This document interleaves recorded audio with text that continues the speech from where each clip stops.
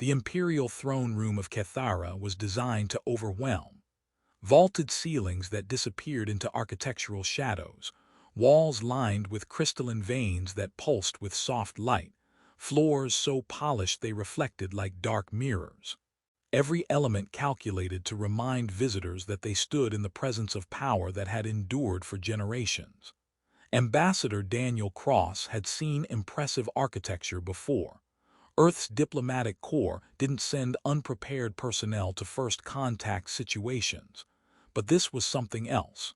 This was civilization that had been building monuments to its own authority for millennia before humanity learned to leave its own solar system.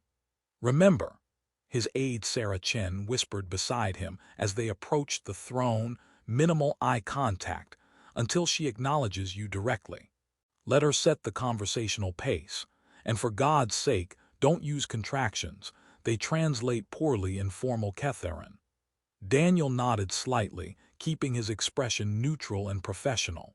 He'd memorized the protocols, practiced the formal greetings, studied Empress Selara Veth's 43-year reign until he could recite her major policy decisions chronologically.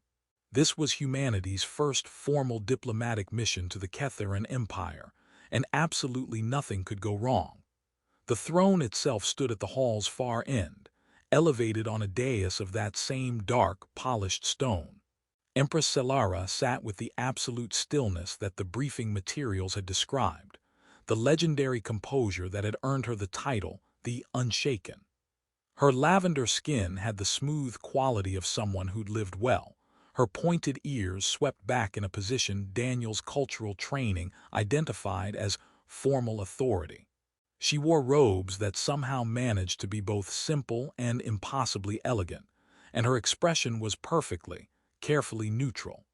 The court herald announced Daniel's credentials in formal Ketharan, each title and qualification echoing through the vast space. Daniel performed the ritual greeting exactly as practiced. The specific bow angle, the hand positioning that indicated diplomatic respect without submission, the formal phrase in Ketharan that translated roughly to, "I present myself in service of peaceful understanding." The herald finished. Daniel straightened from his bow and took 3 steps forward as protocol required, bringing him into the Empress's direct sightline, and everything stopped. Selara's perfect stillness fractured. Her lavender skin drained to pale gray so quickly that Daniel thought she might be having some kind of medical crisis. Her pointed ears flattened back against her skull in a motion every Ketharan in the room recognized as profound shock. Her hands, which had been resting calmly on the throne's armrests, gripped the stone hard enough that her knuckles went white. For 5 seconds, an eternity in diplomatic protocol, she simply stared at Daniel with an expression of such raw, unguarded emotion that murmurs rippled through the assembled court. Then she stood, abruptly, breaking every protocol of formal audience that her own court expected. "Vester Marivan," she said, her voice rough with something Daniel couldn't identify. The phrase was ancient Ketharan dialect. He recognized it from historical documents but had never heard it spoken. His translator struggled with it, offering 3 possible meanings. You returned, or you survived, or possibly, you exist again. Daniel stood frozen, absolutely no idea how to respond. The briefing materials had prepared him for formal diplomatic exchange, potential cultural misunderstandings, even the possibility of deliberate insult as political maneuvering. They had not prepared him for this. "Your Majesty," he began carefully, using the formal mode, "I apologize, but I do not understand." "No." Selara's voice was steadier now, but her skin was still that alarming gray tone. "No, of course you do not." She stopped, visibly forcing composure back into place with effort that shouldn't have been necessary for someone called the Unshaken. "I require time to properly review the human credentials. This audience will reconvene tomorrow." The court erupted in barely suppressed chaos, whispered conversations, chromatic skin shifts indicating shock and confusion, the kind of breakdown in rigid protocol that apparently never happened in the imperial presence. Selara was already moving, descending from the throne with steps that were just slightly too fast to be dignified, exiting through the private door that only the Empress used. She left her own throne room, something the court officials' expressions suggested she never did, while her assembled government watched in absolute bewilderment. The chief court official, a elderly Ketharan whose formal robes indicated high rank, approached Daniel with barely concealed distress. "Ambassador Cross, I apologize for the disruption to proper ceremony. I assure you this is highly irregular." "I don't doubt it," Daniel said, his own mind racing. "Can you tell me what just happened? I genuinely do not know." The Empress. The official's skin flickered through colors Daniel's training identified as confusion and concern. "She has presided over formal audiences for 4 decades. I have never witnessed her react with such emotion." Sarah supplied quietly. "Lack of control," the official corrected, as if the distinction mattered immensely. "I do not know what to tell you, Ambassador, except that your presence has somehow affected Her Majesty in ways I cannot explain, and she will not thank me for speculating about."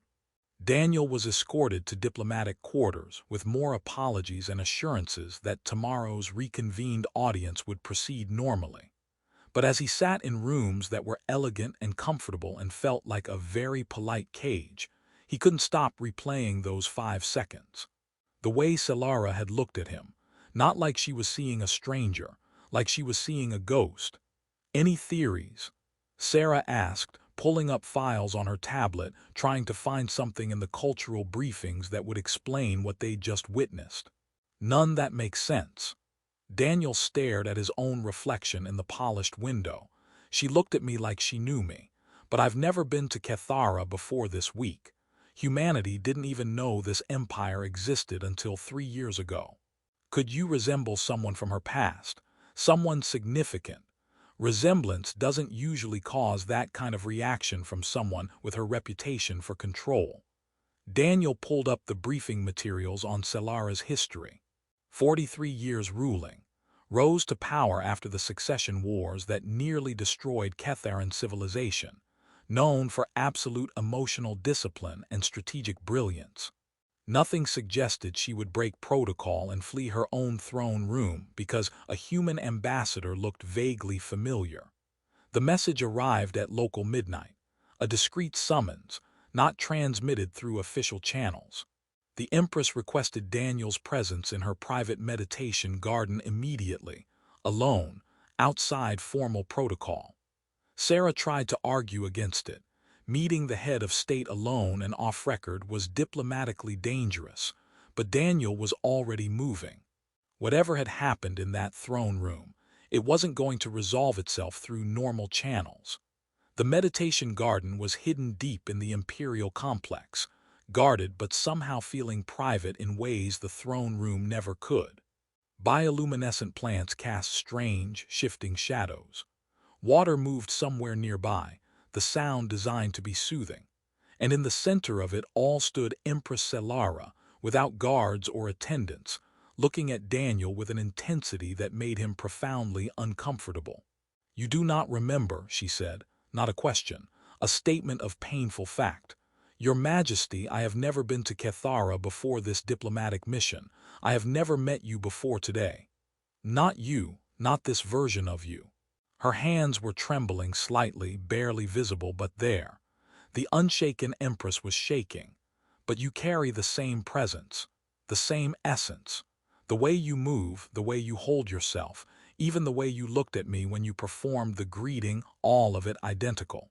Daniel waited, giving her space to explain whatever impossible thing she was trying to articulate. 74 years ago, Selara continued, her voice carefully controlled now, during the succession wars, a human appeared on the battlefield at Vraxis Station. We were losing.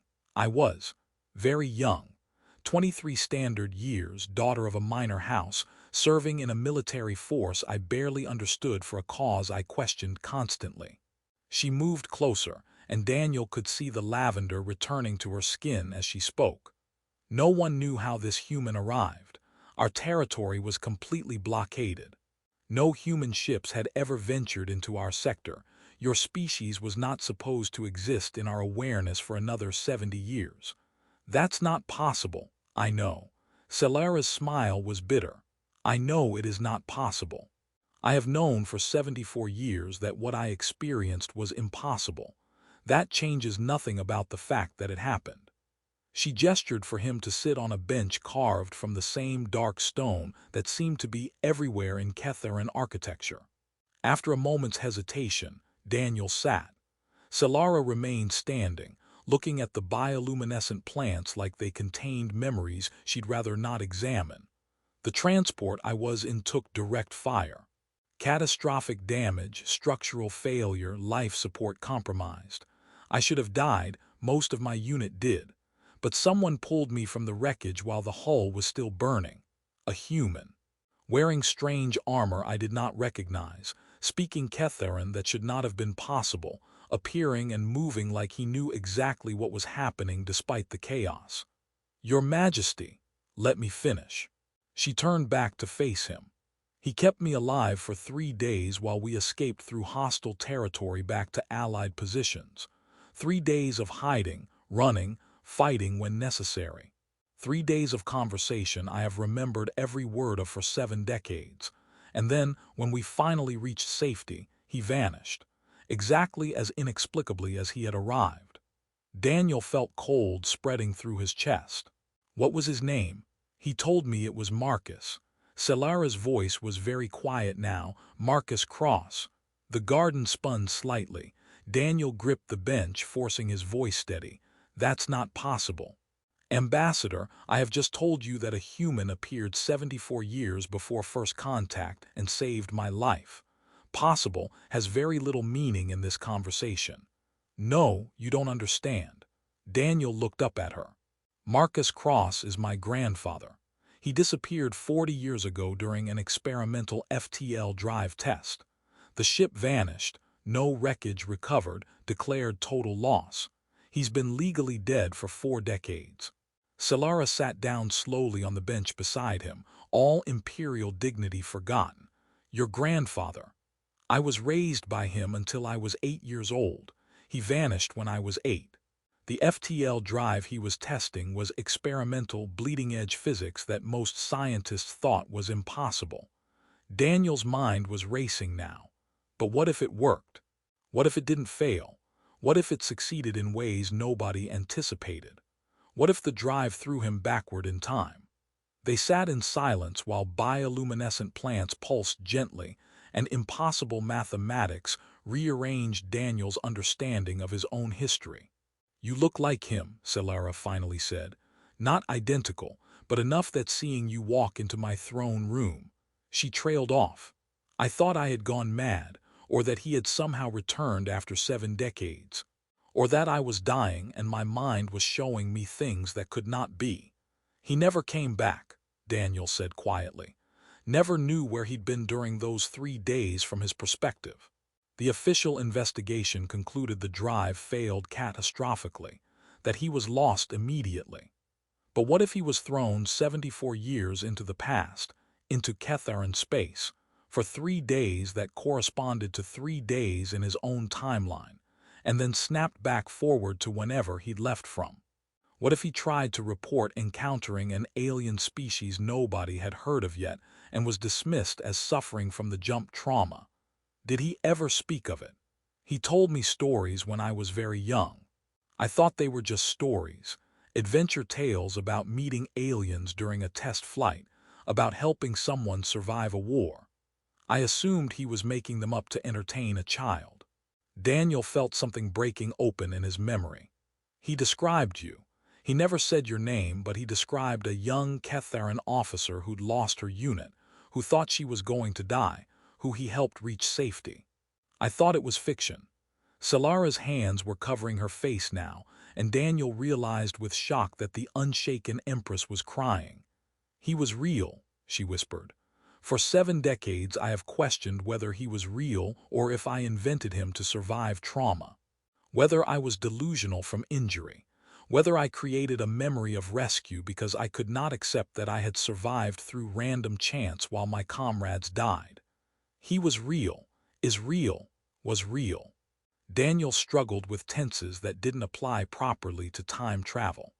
He died 40 years ago in my timeline, but he lived long enough to tell me stories about saving a young officer during a war he shouldn't have been anywhere near.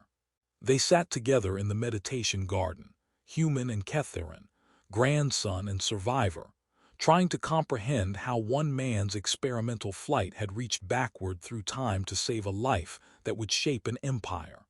Tomorrow's audience, Selara finally said, composure slowly returning, is going to be extremely complicated.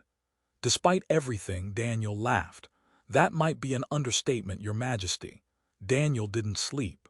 He spent the night in diplomatic quarters that felt surreal now, going through old family files he'd brought with him, photos, documents, the fragmentary records of his grandfather's life.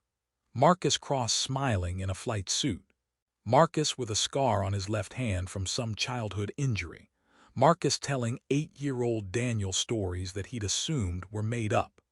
Sarah found him at 400 local time, surrounded by holographic displays and looking like he'd seen a ghost. Which in a sense he had. You need to brief me, she said, setting down coffee that Daniel accepted gratefully. Because the entire diplomatic corps is about to demand explanations I don't have. So Daniel told her. The impossible story of Marcus Cross, the experimental drive, 3 days 74 years in the past. Sarah listened without interrupting, her expression cycling through disbelief, shock, and finally a kind of awed horror. If this is true, she said carefully, the implications are massive. Time travel, even accidental, even unrepeatable, changes everything about how we understand physics, causality, historical influence. I know. And if Marcus Cross helped shape the young Selara Veth, if he influenced the person who would become Empress, then humanity's impact on the Ketharan Empire predates first contact by 7 decades. I know.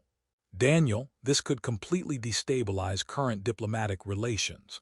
If Ketharan factions opposed to the Empress learned that she was influenced by an impossible human encounter she kept secret for her entire reign. I know. Daniel set down the coffee too hard, liquid sloshing. Sarah, I know all of it, but I'm standing in a palace looking at a woman who knew my grandfather, who was saved by him, who apparently built an empire while carrying memories of a human she could never explain to anyone. I don't know what the diplomatic implications are. I just know that she deserves the truth. Sarah was quiet for a moment. The official audience is in 3 hours. Do you have any idea how you're going to handle it? Not even slightly. The reconvened audience was smaller. Selara had limited attendance to essential court officials only, which raised its own questions but at least provided some privacy. She sat on her throne with recovered composure, all traces of yesterday's reaction carefully hidden behind imperial dignity. Daniel performed the formal greeting again. This time, Selara's response was measured and proper. Ambassador Cross, she said in flawless English. She'd never spoken English yesterday, he realized. I apologize for the disruption to yesterday's ceremony. I was unprepared for your resemblance to someone from my past. The court officials relaxed slightly, a reasonable explanation for an unreasonable reaction. Your Majesty, I wonder if we might discuss this matter in more private context, Daniel said carefully. There are aspects of my family history that may be relevant to your past experiences. Selara's expression didn't change, but he saw her grip the throne's armrest briefly. That would be appropriate. Court officials, you are dismissed. I will meet with the ambassador in private council. Murmurs of surprise. Apparently private council with foreign ambassadors was unusual, but the court cleared efficiently. Within minutes, Daniel stood alone with the Empress in the vast throne room, their voices echoing slightly in the empty space. I brought something, Daniel said, pulling out his personal tablet. Photos, documents, I thought you should see them. He pulled up the holographic display. Marcus Cross in his flight suit, standing beside the experimental ship that would be his last flight. The timestamp, 42 years ago. Selara's composure cracked again. She descended from the throne without ceremony, moving close to the hologram, one hand reaching out like she might touch it. "That is him," she whispered. "Older than when I knew him, but that is Marcus. This was taken 2 years before he disappeared, before the test flight that sent him, wherever it sent him. To me," Selara said. "It sent him to me, 74 years in your past, for 3 days that saved my life." Daniel pulled up more images. Marcus at various ages, always with that distinctive scar on his left hand. Marcus holding infant Daniel, shortly before he'd disappear from the child's life forever. "You look like him," Selara observed. "The resemblance is stronger in some angles than others, but it is definitely there. He raised me for 8 years, then vanished. I spent my entire childhood wondering what happened to him, whether he'd abandoned me deliberately, whether I'd done something wrong." Daniel's voice was rougher than he'd intended. "Learning he might have spent his last days saving your life. I don't know how I feel about that." Selara pulled up a chair, physically moving furniture herself, which appeared to be deeply unusual for someone of her rank, and sat looking at the hologram of Marcus. "He never told me he had family. We spoke of many things during those 3 days, but he never mentioned a grandson. I wasn't born yet when he disappeared from my timeline. The test flight was 42 years ago. I'm 38. He vanished 4 years before I was born. Then how did he raise you for 8 years? Because from his perspective, the test flight worked. He completed it, returned to normal space, continued his life. The 3 days he spent in your past corresponded to 3 days in his present. He disappeared from his ship for 3 days of missing time, reappeared disoriented, reported encountering an alien species no one had heard of. He was dismissed as suffering jump trauma, ordered to psychological evaluation, eventually cleared for duty." Daniel pulled up more records. "He never spoke about it officially again, but he told me stories. I thought they were fiction." "What stories?" "About a young officer who'd lost everything, who thought dying was easier than continuing, about helping her escape through hostile territory, about teaching her to read enemy formations, to trust her instincts, to understand that survival was a choice you made every day." Daniel looked at Selara. "I thought he was making up adventure stories to entertain a child. I didn't know he was telling me about the 3 days that shaped an empire." Selara was silent for a long moment. When she spoke, her voice carried the weight of 7 decades. "He asked me what I would do if I survived the war. I told him I would die in it. I could not imagine existing beyond that moment of crisis. He said that survival was a choice you had to make every day, and that I had enough strength to choose it as many times as necessary." "Did you believe him?" "Not initially, but I chose to survive that day, and then the next day, and then the next. By the time I reached Allied positions and he vanished, I had chosen survival enough times that it became habit." She smiled slightly.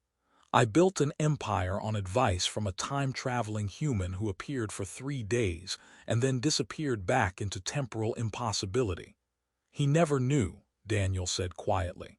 "He told me the stories, but he never knew they were real, never knew he'd actually saved someone. Died thinking it was all jump-induced hallucination that he'd turned into bedtime stories." "I am sorry you lost him." "I'm sorry you lost him too. Different loss, different timeline, but still loss." They sat in the empty throne room, surrounded by holographic ghosts of a man who'd somehow existed in 2 times at once, who'd saved a life 74 years before his own grandson would stand in the palace she'd built. "There will be questions," Selara finally said. "From my court, from my government, they saw my reaction yesterday. They know something unprecedented occurred. What do you want to tell them? The truth eventually, but carefully. There are factions in my government who would use any perceived instability to challenge my authority. If they learn I kept secret an encounter with humanity for 7 decades, if they discover my entire reign was influenced by impossible temporal contact, it could undermine everything you've built." "Yes," Selara stood, moving to look at the throne she'd occupied for 43 years. But I am tired of keeping this secret, tired of questioning my own memory, tired of wondering if Marcus Cross was real, or if I created him to explain surviving when I should not have. He was real, Daniel said. And whatever time travel paradox brought him to you, whatever impossible physics threw him 74 years into your past, he was real, and he saved you, and that matters. It does, Selara agreed. Now we simply need to determine how to explain that reality to two civilizations that are going to have trouble accepting it. Over the following days, Daniel and Selara worked together to reconstruct those 3 days from her memories and his grandfather's stories. The narratives aligned with unsettling precision. Events Marcus had described as adventure fiction matched Selara's lived experience of escaping through hostile territory during the Succession Wars. The Vraxis Station battle, the destroyed transport, the 3-day journey to reach Allied positions, conversations about leadership, responsibility, the weight of survival. He told me military strategy, Selara said during one of their private sessions. Specific techniques for reading battlefield formations, for identifying which commanders were competent versus which were simply following doctrine. I used those techniques my entire career. I built my reputation for strategic brilliance on lessons learned from a human who appeared impossibly and vanished the same way. Did he ever explain where he came from?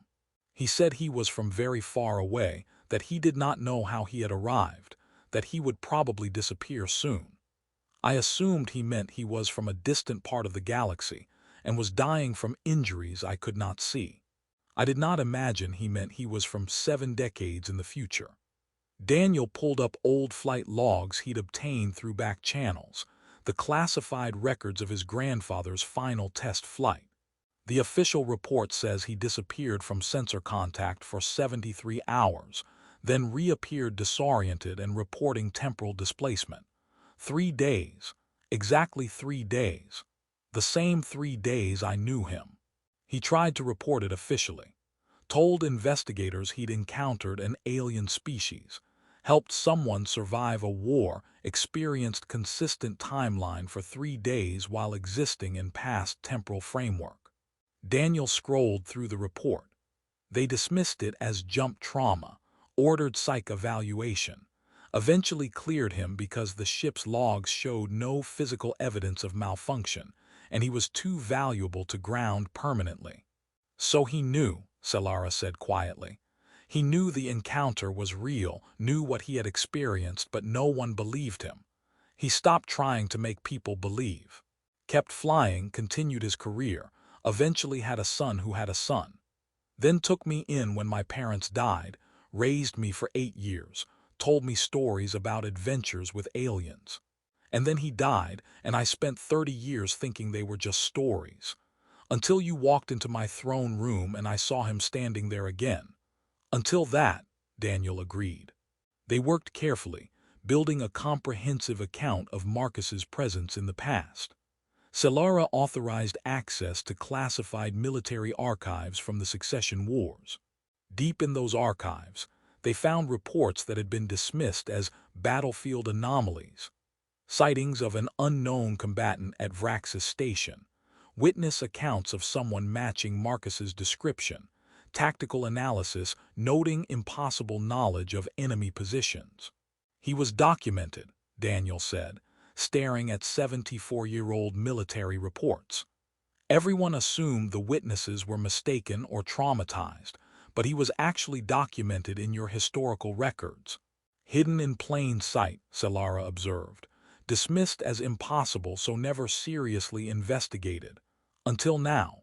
Until now, she agreed. They discussed how to present this information publicly. The political implications were massive. If Selara's enemies learned she'd based her entire strategic reputation on advice from an impossible source, they would use it to question her fitness to rule.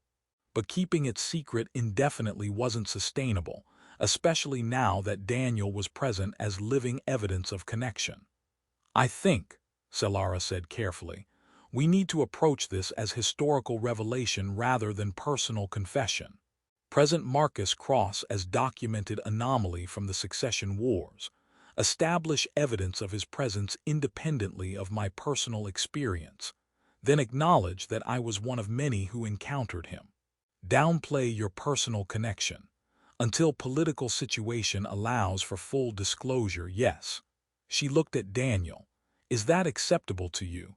I will not misrepresent your grandfather's actions, but I cannot afford to appear politically vulnerable. It's your empire, Daniel said. I'm just here trying to understand what happened to my grandfather. You are here, Selara corrected gently, giving me the gift of knowing Marcus Cross was real. That is worth more than you probably understand. The formal announcement came 2 weeks later. The Imperial Archives revealed previously classified documents from the succession wars, including multiple reports of an unknown combatant at Vraxis Station, whose presence had never been adequately explained. Empress Selara acknowledged that she had been one of many officers who encountered this individual, that his advice had been sound, and that historical investigation suggested he may have been human despite the timeline impossibility. The announcement created exactly the chaos they'd anticipated. Historians demanding access to records, scientists insisting temporal displacement was impossible, political factions seeing opportunity in uncertainty. But Selara weathered it with the composure she was famous for, presenting the revelation as interesting historical footnote rather than foundation-shaking discovery.